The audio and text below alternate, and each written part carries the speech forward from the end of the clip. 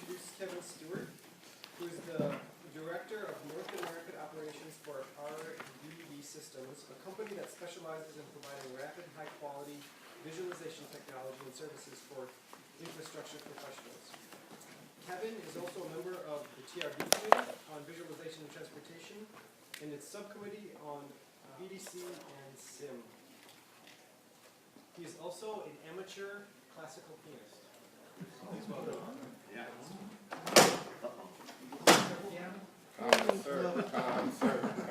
since we've got the time, we'll probably, after each speaker, have some time for Q&A.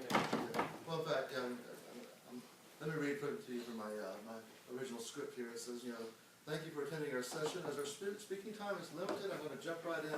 I'll try to leave a couple of minutes at the end. Our time is as loose as it can be. We got an hour and a half for two speakers. I doubt we're going to extend all the way through that, but feel free to interrupt with questions, observations, whatever, at any time. So as I said, I'm with RDB Systems, and the RDB stands for Rapid Design Visualization. And it's a pretty good description of what our company does. We both provide technology and we provide services to do visualization for civil infrastructure projects, and very quick, rapid, and low-cost visualization. So just looking at some of the issues that can be faced by transportation officials today, and I think everybody can probably agree with these. The increasing population, increasing traffic. At the same time, we have aging infrastructure that's seems to be getting in worse and worse condition. The cost of construction, the cost of design keeps going up. We have tighter budgets and a very highly charged political atmosphere. We're getting more demand from the public for accountability, more demand from the public for being brought into the process, and more demand for adopting sustainable design practices. And you heard yesterday from Mr. Porter about the Everyday Counts program, and I got this from the website. Victor Mendez is the FHWA administrator who launched that initiative back in 2009. But probably the best description of it is to succeed in a tough economic climate, highway agencies need to make greater use of promising technologies. Minimizing congestion demands finding innovative ways to shorten project delivery times. At the same time, agencies must continue to look for ways to make roads safer, work better, and last longer while preserving the country's natural resources for future generations. So I'm not going to go into much detail on this. I think we all heard it yesterday, but I think given where we are and who we are, we'll all agree that visualization is one of those technologies that should be able to help shorten project delivery and do some of the other things that were called for. But so some of the things that the benefits of visualization, it enables much more effective communication, particularly in public outreach and communication with stakeholders that are of a non-technical nature. And having good visual assets just makes it easier for project team members to collaborate with each other, to coordinate and collaborate. And simply being able to see your project designs holistically in a 3D environment makes it easier for them to spot things that they generally don't see on CAD drawings and plans, things that normally they learn about when you start construction. And we find that the more we get to 3D modeling, the more that we're catching these kinds of things and getting design changes early. Certainly, visualization lends itself to visual impact assessment. I think that's a no-brainer. And it's also a very effective way to present, compare, and evaluate alternative design proposals. And finally, having 3D virtual models enables many types of simulation and analysis that aid in the design process. Again, types of things that really aren't possible or available to us just using kind of traditional CAD data. So a lot of good benefits.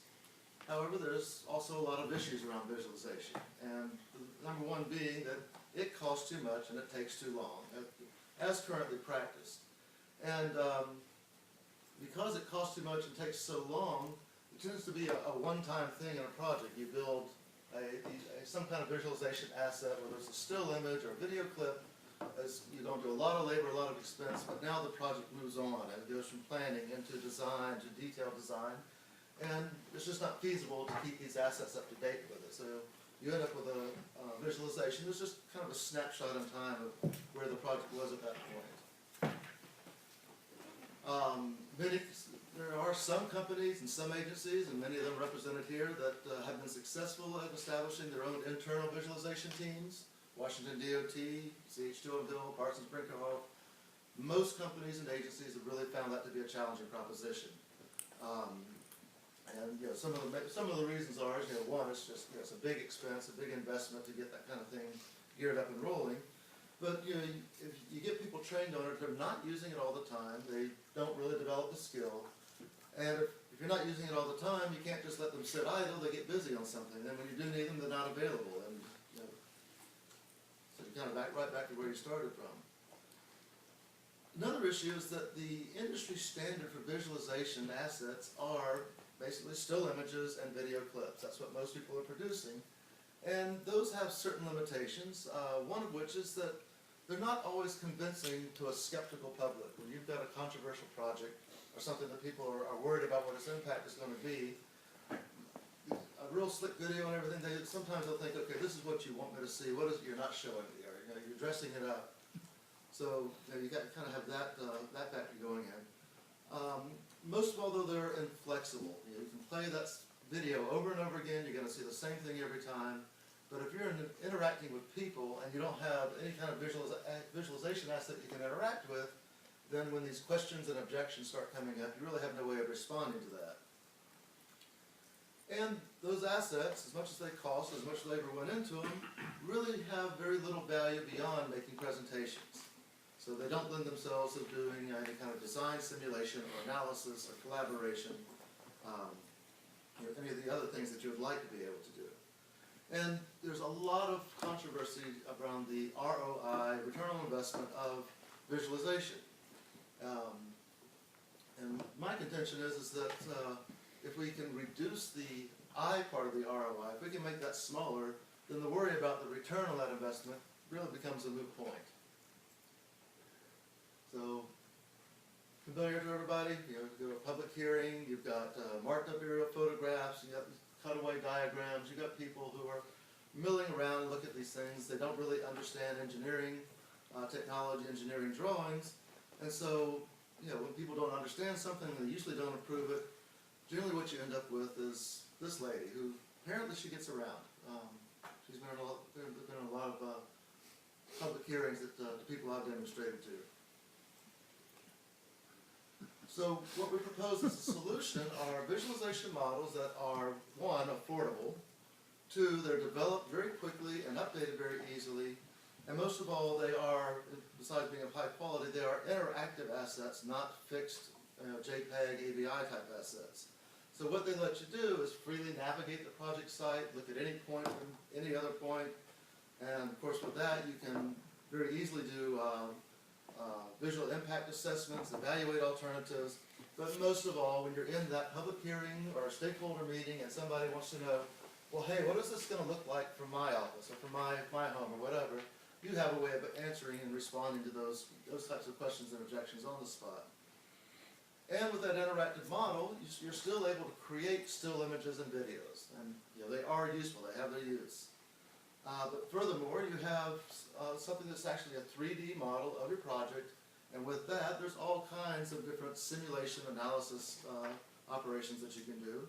And as I'll be showing you, it also enables a way of collaborating with people using these models in an online environment so that you can basically collaborate with people that are in remote locations.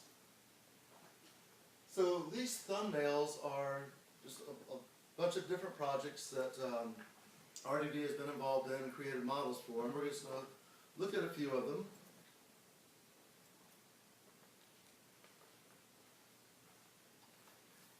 So what we've done is work with these agencies. This particular one is a Maine DOT project.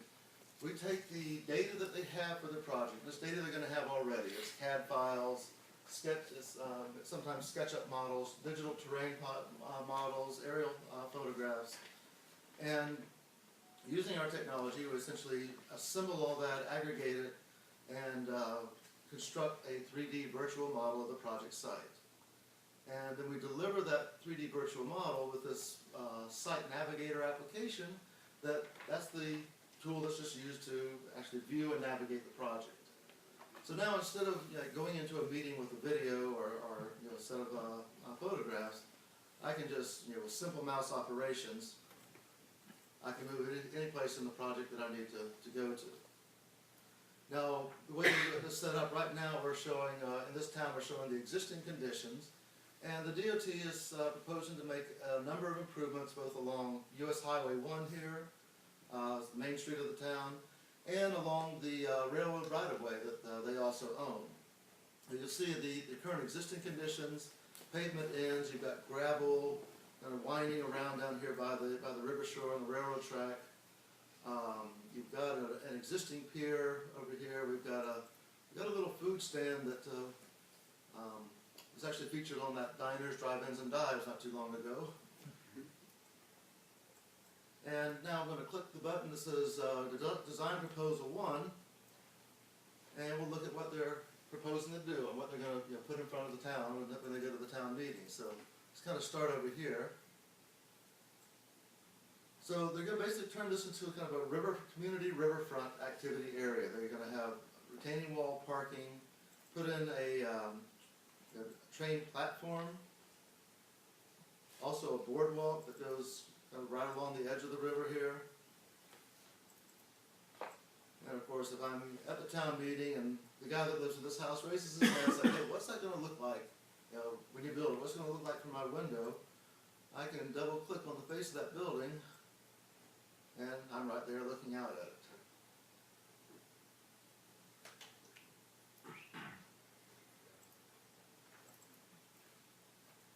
And you can get underground if that's appropriate.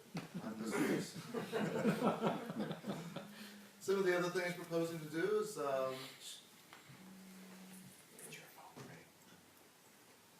there's a number of improvements, traffic flow improvements, parking improvements, and sidewalk improvements along these 2 or 3 blocks of Main Street. So currently those sidewalks are not ADA compliant. They're too narrow. People in a wheelchair can't get by there.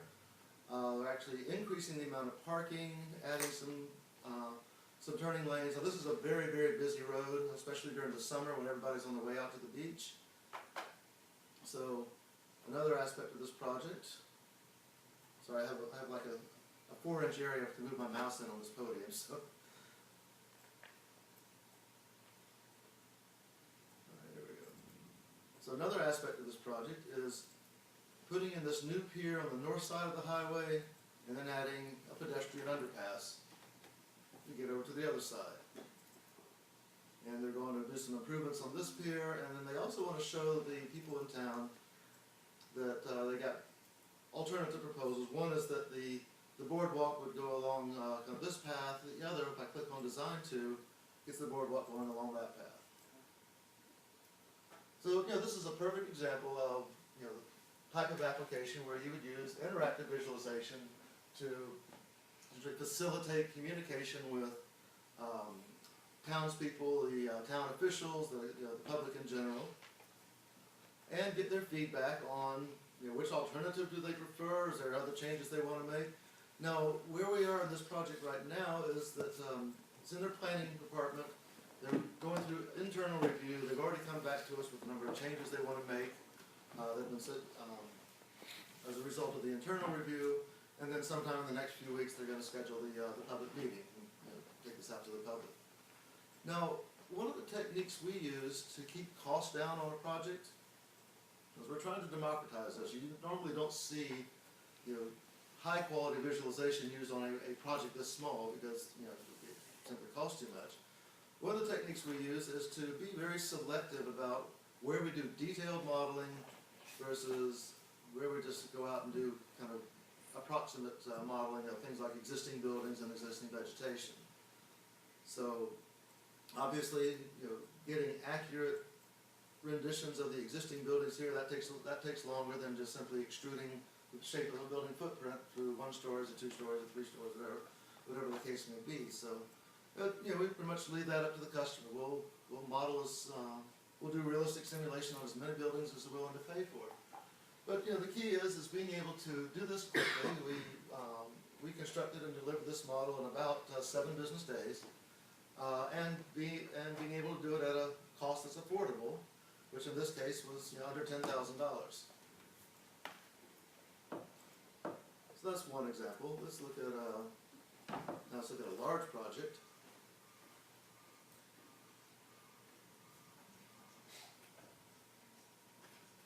And the other aspect of this is that it doesn't require a farm of computers running render engines overnight to create the images. This is something you can do on any machine that basically is capable of running AutoCAD, MicroStation. That's really all that's required for both creating the model and for viewing it. So this is a project we did. And this highway is actually in Israel, and we got about 21 kilometers of alignment in this project, both on the main road, and which is dual carriageway, and on some of the interchanges and side roads and service roads that are included in the model. And so the project itself is an existing highway, but it's just a 2-lane road, mostly with grade intersections and so on. So it's being widened. It basically turned into a limited access, having interchanges instead of intersections, and even including things like, if I can find it, animal crossing bridges, complete with animals. Is there any bears in Israel? Mm-hmm. Well, if you read your Bible, there used to be. I don't know if they're still there. And so what we also do in these models is we can build in any number of preset vantage points, viewpoints, just places you want to jump the camera to, and animation paths, and I'm saying that very carefully. This is not a video, this is a path that the camera is moving along. But even while it's moving, I still have some interactivity. I can take the camera and turn it. So look behind me, look to the right, look to the left, up and down. I can pan the camera to get above the highway or change lanes. But just to get it back to its original location. But basically, it's very easy to go in and simulate like a driver's eye view for the roadway.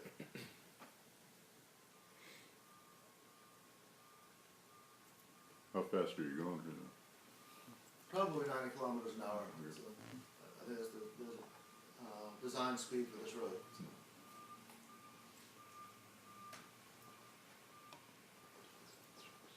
Now just look at a couple of other representative projects.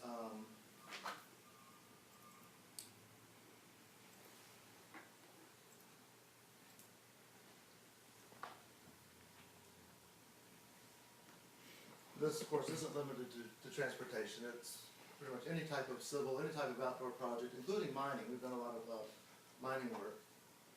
This is a downtown redevelopment in a town called Modin, also in Israel.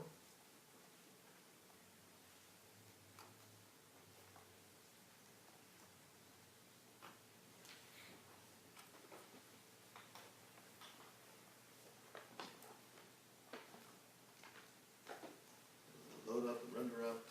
But once it's loaded and rendered, essentially you're viewing and navigating at about 25 to 30 frames per second as you're moving around. This one has a lot of nice detail on the buildings, on the landscaping, including our pedestrians. Now, one of the ways you can call it economizing, you can call it cheating, whichever your viewpoint is. If you look at things like these trees, even though they look like 3D, when you look at them from above, they're 2D objects that always turn to face the camera. So from any location, they look like a 3D object. Same thing with these pedestrians we have on the ground here.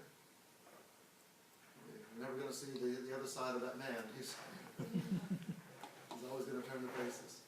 But you can see the kind of detail and everything we can get on buildings, and it's just a matter of restricting that to where it's appropriate. Generally, in the immediate area of the project site is where you want to put the most attention, and then when you get further out,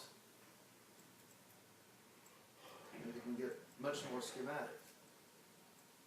Now, one of the reasons why this is a kind of a lower cost process is if you're looking at the software where we actually construct the model, if you had, say, for example, good GIS data that had building footprints, and as one of the properties of the footprint was the elevation of the top of the building, that would be a single operation to say, let's take everything that's on that layer, extrude it from the ground elevation to that property elevation. It doesn't matter if there's one building in that layer or 1,000, it's just a single operation. It might take longer for 1,000, but it's almost like an instant city process to get this level where it's essentially just extruded shapes. But now if you want to grab some of those and apply, textures to get facades and play around with the roof lines and so on, you can do that.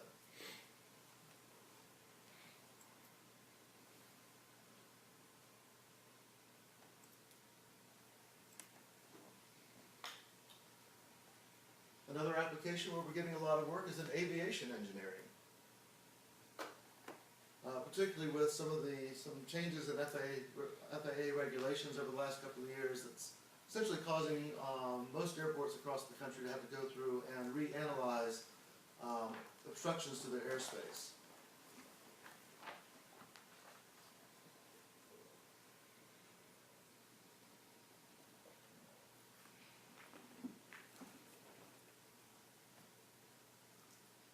So this is it's now a civilian airport. It was originally an Air Force base in New England.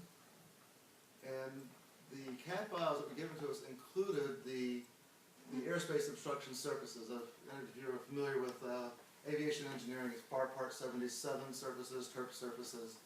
But just put it simply, nothing is supposed to intrude up through those surfaces. All the airspace is supposed to be clear above those. And so what they're having to do is go out and determine where we actually have things like trees and buildings intruding into that airspace. And so the way we did this, and we collaborated with Hoyle and Tanner, was the engineering company that was in charge of this project. They had aerial survey done to actually locate the trees. So they had the tree locations. Then they did an airborne LiDAR survey to make a tree canopy surface model. So just like we did with the building, it's very easy for us now to go in and say, we're putting trees at all these different points that we have, set the heights of the trees by extruding them from ground elevation to that canopy surface model. And so, kind of, again, instant forest. And of course, we're not only interested in which trees are currently intruding there. If we drop that airspace surface by 10 feet, we can see the ones that are approaching that surface. And this is something, like I said, just because the regulations on how those surfaces are calculated have changed, airports all across the country are having to go through and do this kind of analysis. We've done several of them already. But we've got plenty of time. I can show you all kinds of projects we've done. Kevin, have you tracked the cumulative ROI or kind of a value statement for decisions that your clients have been able to achieve as a result of using this more interactive form of visualization versus the more traditional or the old ways they used to make decisions?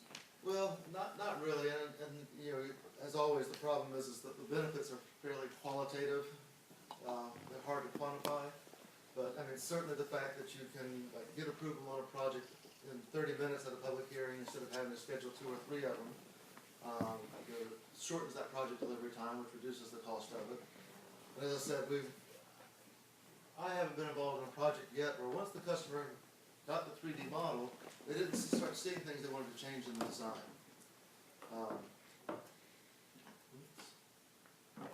For example, in this one we did for Connecticut DOT, and again, a simple bicycle pedestrian path and a pedestrian bridge. Now, whoever does visualization on that size project.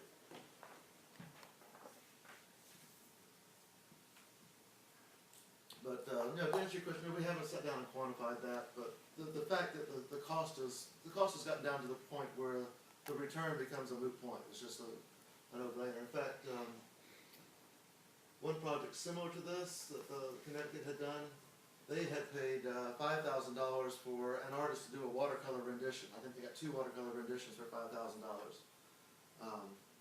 It didn't cost them much more than that for us to build the model for them. But in this one, the original design they called for had this kind of bridge in it. And by the way, this was very preliminary. We got an alignment, a profile, said make it 10 feet wide, 3-to-1 slopes, and by the way, here's a link to a pedestrian bridge we like, make it look like that one. Because, you know, the purpose, and, you know, you really just have to gauge what you're doing to the purpose. The purpose was to calm the fears of the people in this town that they had already brought this up with, who were just afraid they were gonna put some ugly structure across this, you know, Highway 44 going into the town of Bolton. And they wanted to be able to go back to the town and show them, you know, it's gonna be a beneficial thing, not a bad ugly thing. Problem was, once they saw this, they decided they didn't like this kind of column approach. They asked us to change it to just a simple column and pier support. But the other problem was that this restaurant, which is very well known in that area, the bridge was indeed blocking the signs to that restaurant. So part of the mitigation of that is to essentially, you know, buy them a new sign. But, you know, they were able to go into the hearing, show them, you know, what it's gonna look like to a driver coming in. Kevin? Yes. Yes. Well, I'll let you finish this question, I thought you were finished. No, go ahead, if you got a question.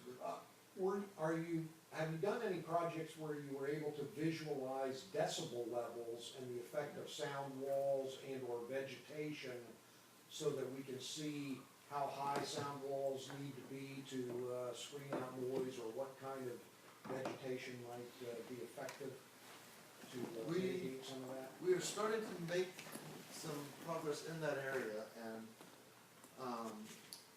really what we're focusing on is noise analysis for airports and aircraft right now. But, you know, down the road, that would certainly be an application. But On this, we gotta talk about the return on investment. Is it possible that the perception of that is based on the, I guess the assumption that visualization is not done in the normal design process? When the reality is the visualization is done all the time, it's just not consumer grade. The consumer grade visualization competes with the production of traditional deliverables, which consume most of the, you spend a day doing the design, and the rest of the week producing, construction documents.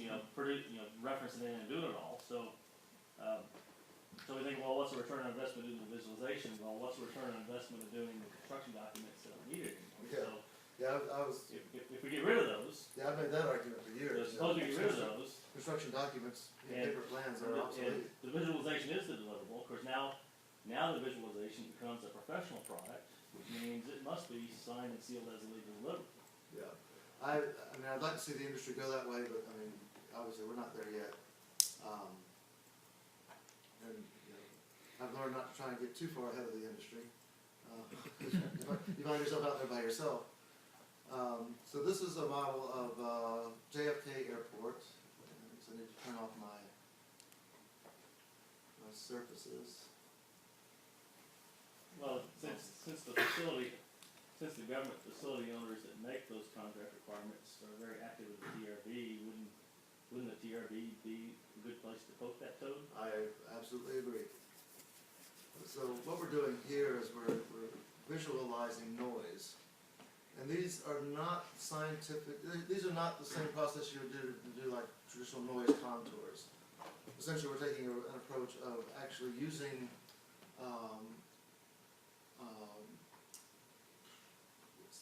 sound files, wave files, of jet aircraft of different type, and setting some parameters like the decibel level at different locations. But what really at this point is kind of more of a presentation tool so that we can show people the impact of, if we lengthen this runway, for example, here's the decibel level you're going to get as the planes approach, and there's color-coded decibel levels. So I see something like that coming in the future. I've certainly thought about the same thing of, you know, flying at the highway, but this is still kind of a research and developmental at this point. So what's the difference between blue and gray as you So they have the, elliptical surface, they have the, linear surface, it's just, you have to go into the FAA manuals to, you're talking about on the big color here or on the sound itself? Well, you got those 5 or so boxes that are gray. That means they intrude into that part. Oh, of the right, well, I base. mean, yeah, they're just, if we come up under here, They're too tall. yeah, they're just too tall. If we were to extend that runway as was proposed here, these buildings would now be, not compliant with the airspace obstruction requirements, and they would either have to get a variance or, you know. So then you flew the planes across them and you turned them green because it's too loud. Right, so the green indicates it's at the 60 to 80 decibel level, and the red is at the 120 to 160 decibel level. So all those folks that live there are pretty mad. Yeah, well, I think the airport was there first. So my sympathy is, you know. Hello, I have a question. Yes. You mentioned the first example that it took about 7 business days to complete, and the cost was about $10,000. Right. For all these examples that you showed us, can you give us an idea, roughly speaking, the range in time it took to complete and price range or cost? The time is pretty consistent unless we get into something that just has, like, we did one project for this BGN airport where we had to simulate every single light on the airport property in terms of directionality, color, intensity, and that was a month's work. But beyond that, the time is fairly consistent, between 5 and 10 business days for initial delivery. And then there's always some back and forth in terms of they see things they want to change, or we missed something, or we just kind of review and modify and correct process. That generally takes another week or so. And that was true, like, so for the Peace Airport, it was certainly true. Let's see, what other ones was I involved in? Let's go back one page. We were doing 2 at the same time, almost at the same time, this roundabout for Connecticut, and then we had this gigantic 3-tier interchange for Alabama DOT. One was just a little area, the other one was all this spaghetti interchange and all that. They both took about 6 days each, so like I said, the time seems to be fairly consistent now. They're probably got more people working on it and whatever. That's the delivery time we're trying to maintain. Let's give just a couple more minutes for some questions, and then give Craig an opportunity to get some of our attention. I'm sorry, the second part was the cost. The cost Right. is, The typical cost ranges are from like $5,000 to $30,000, just depending on size, level of detail, complexity, and so on. Okay, so let me move on from this. So I mentioned being able to do things beyond just presentation, and the first one that comes to mind is, of course, sight distance. Mark, I stole these from Caltrans. These are very typical of what you see in any highway agency's design manuals for how you maintain required stopping sight distance, passing sight distance, decision sight distance. And it hasn't changed in probably 70 or 80 years. It's based on 2D schematic geometry. And it only looks at vertical curvature in one case, on horizontal curvature in the other. It never looks at anything where they combine the two. So I can't even simulate what that's doing. The closest I could come is I took that one long road model we looked at earlier and stripped out everything except the roadway surfaces. That's kind of as close as we can come to saying that's what those formulas are doing, whereas what the driver actually sees is he's got terrain, he's got trees, he's got guardrails and barriers and structures and signs, and there's just all kinds of things. And so we've developed an application where we actually model the sight distance, so we can go down as many paths as we want. We pick our design speed table, essentially determine what the required sight distance is, and then we drive down the road with that target maintaining the sight distance from the camera. And as we're doing that, we're tracking what's the percent visibility of that target. Now this was done on a road that went through all the traditional design processes. It passed. It didn't violate anything yet. As soon as you get to where you have a median barrier or shoulder barrier in this case, the little ball disappears.